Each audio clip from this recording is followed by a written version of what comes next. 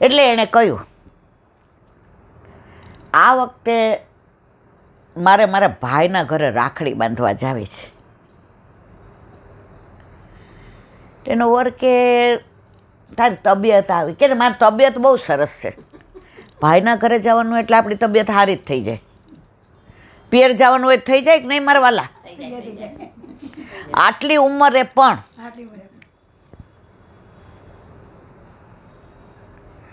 એટલે એણે એમ કીધું કે સાંભળ, એક કામ કરીએ, બધાને અહીંયા અઠવાડિયું. એ કે ના, આ વખતે મારે જવું છે અને મારે ઠાકોરજી પધરાવીને જવું છે. એના ભાઈને ફોન કર્યો. એના વરે કીધું, 2 દિવસમાં પાછી આવી જઈશ? એ કે હા, આવી જઈશ. ઠાકોરજીને રક્ષાબંધને રાખડી ધરાવવાની હોય,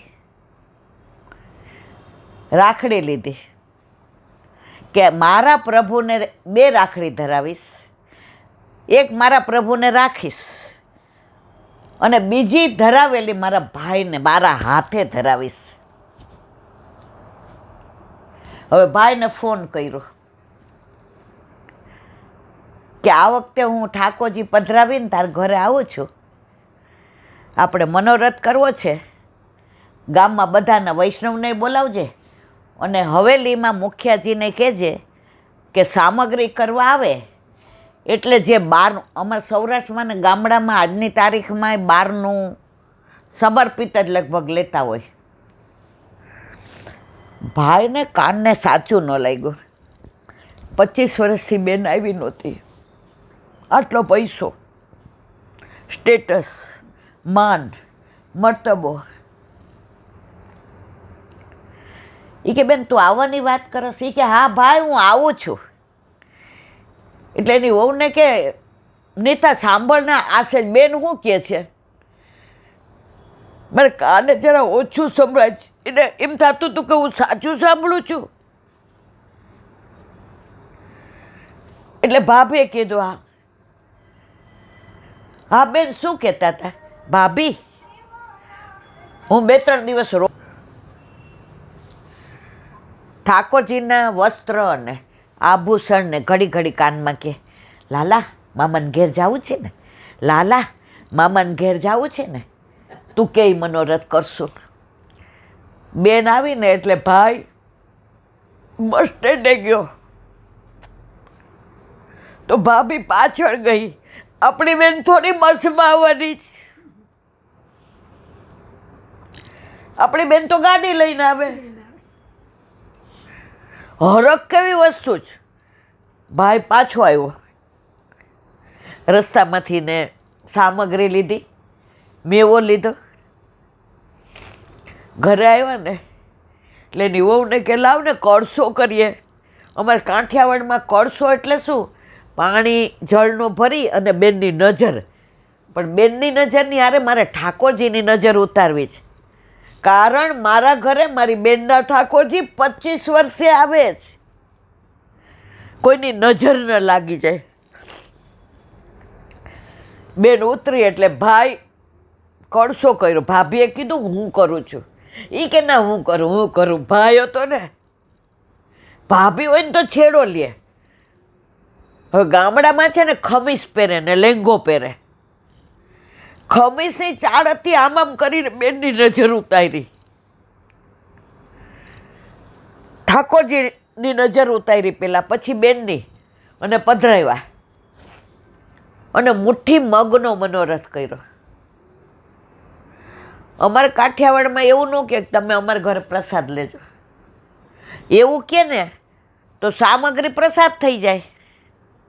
એટલે ઠાકોરજી આરોગ્ય નહીં. આજની તારીખમાં અમારે એમ કે આપણા ઘરે મુઠ્ઠી મગનો મનોરથ છે, આવજો તમે. આમણે મુઠ્ઠી મગ લીધા બેને અને મગ ગણ્યા કેટલા થાય? 108 નીકળ્યા. કેટલા? એટલી સામગ્રી બનાવડાવી. જેટલી સ્વીટ બનાવી એટલું ફીકું બનાવ્યું. 108 વૈષ્ણવને બોલાવ્યા.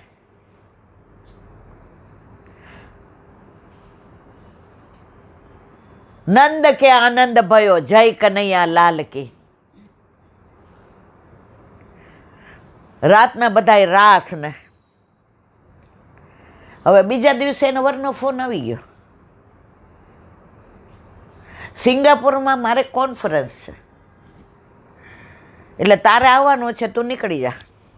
જુઓ, ભાઈને રાતના બેઠા એટલે કીધું, ભાઈ આ વખતે મારો અઠવાડિયું નિરાંતે રોકાવું છે. કેટલા વખતે હું આ ગામમાં આવી, અમારી નિશાળ ભાઈ, આપણી ગૌશાળામાં ગાયો ભાઈ, હજી ચૂલો રાખ્યો છે, ગેસે છે. બેન તને ગેસનું ભાવે ને ગેસનું કરી દઈશું, તું રોકાઈ જા બેન, તું રોકાઈ જા. ભાઈ મારે તો રોટલો ખાવો છે, તારા ભાભી મારા આ ચૂલાનો રોટલો ખાવો છે. આ બાબા એણે પૂછ્યું ક્યારે જ કોન્ફરન્સ?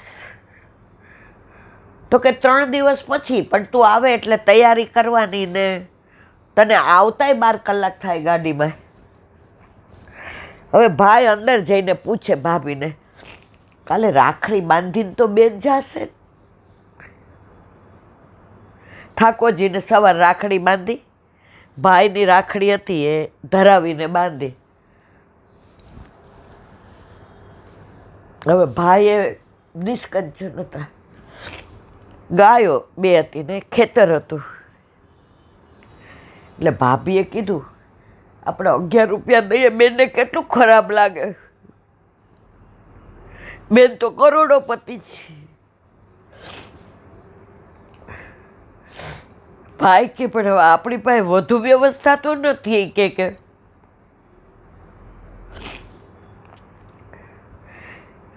એટલે ભાભીએ કીધું, એક કામ કરો, આપણા લગ્ન વખતનું મંગળસૂત્ર છે ને, ઓલું અડધા તોલાનું, એ બેનને આપી દો. બેન 25 વર્ષે આવ્યા છો આપણા ઘરે.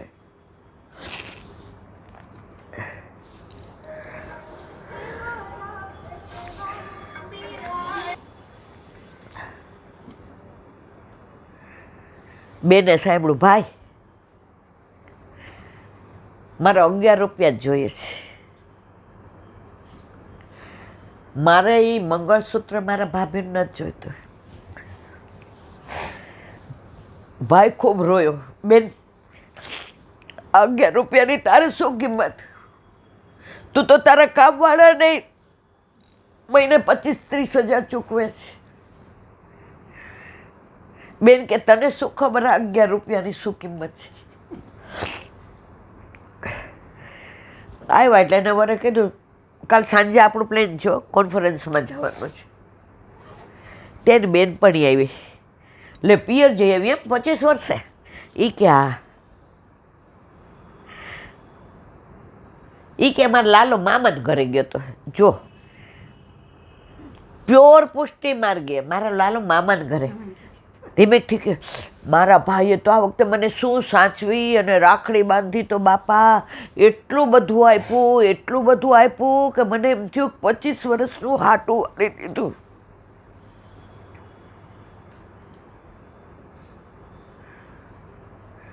એનો છોકરો ભેગો ગયો તો એને ખબર હતી 11 રૂપિયા.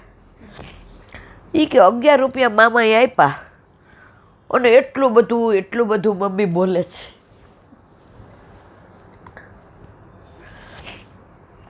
રાતના એના વરે પૂછ્યું, મજા આવી? મારી પાસે શબ્દો નથી. તારા ભાઈનું કાંઈ લેવું નહોતું ને? જો પુરુષ હોય ને સહેજ અહંકાર હોય જ, આપણા ઘરે ઘણો છે. એ કે આપણા ઘરે પરવળની સાચા પરવાળનો હાર કરાવી દેવાવાળા છે, પણ એક નવો પૈસો, પેલા કાણાવાળો પૈસો આવતો ખબર તમને, અને ઢબુડી આવતી, 2 આના આવતા, 1 આનો આવતો. મારા ભાઈએ એક કાણાવાળો પૈસો ભેગો કરી અને 11 રૂપિયા ભેગા કર્યા હતા ને, એ આખી જીવન મૂડી મને દઈ દીધી. મારા ઠાકોરજીને હું કોઈનું ધરાવતી નથી, એને ખબર છે. તો ત્યાં ગઈ ને તો મારી માના વખતની નકવેસર મારા ઠાકોરજીની હતી.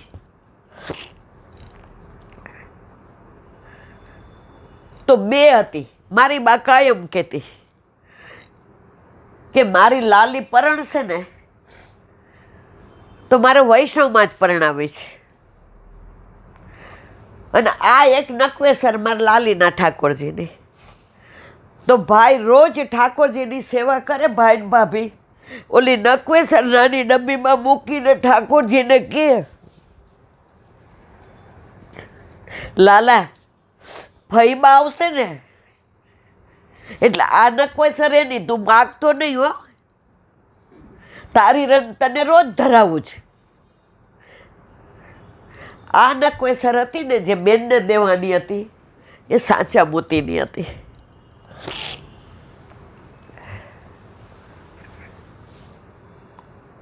તો એ નકવેસર ભાઈ રોજ બેનને યાદ કરીને સાચવીને રાખતો હતો. અને પછી એ નકવેસર બેનને દીધી.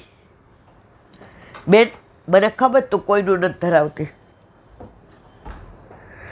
પણ તું કુંવારી હતી. એ કે મને ખબર છે, બા મને કહેતી કે મારે તને વૈષ્ણવમાં જ પરણાવી છે. અને આ નકવેસર તારા ઠાકોરજીની. આજે આપણે હીરાની નકવેસર છે, મોતીની છે, સોનાની છે, ચાંદીની છે. પણ મારા ભાઈએ જે 25 વર્ષથી મારી બાએ કરાવેલી લાલ અને સફેદ મોતીની જે લટકણવાળી નકવેસર છે ને એવી મારા ઠાકોરજી પાસે નથી. એવી લઈ આવી છે. અને બીજે દિવસે નકવેસર ધરાવી દર્પણ દેખાડ્યું. ઠાકોરજી મંદ મંદ મુસ્કાતા હતા. એના વરને બૂમ પાડી, સાંભળો છો ટીનાન પપ્પા, એ જુઓ કેવું હશે છે. એના વરને હા સારું. પણ એની દીકરી આવી સાસરેથી ને, બા તું કાલે સિંગાપોર જાય છે મમ્મી? હા. જો આ મામાએ નકવેસર લઈ દીધી. જો તમે માનશો નહીં, નકવેસરના દર્શન કરતા કરતા એ નકવેસર જેવા દર્શન કર્યા જાણે ઠાકોરજી કહેતા હોય કે મને બહુ ગમી. એ નકવેસર સેજ આમ ઊંચી હતી. જેવું દર્પણ ધરાવ્યું તો જે આપણે ચિત્રજીમાં જોઈએ, જે લાલનમાં જોઈએ, એ નકવેસર આમ નમી ગઈ. ઠાકોરજીને સોહાય એવી.